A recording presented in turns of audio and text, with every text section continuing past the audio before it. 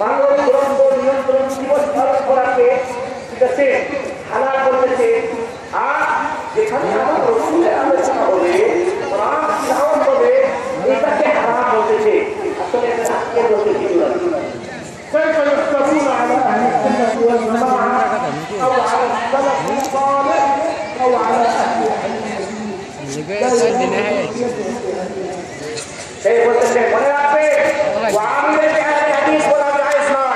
তারা হাদিস মানে না, আমরা আমরা হাদিসের উপর আমল করি। বলুন সুবহানাল্লাহ।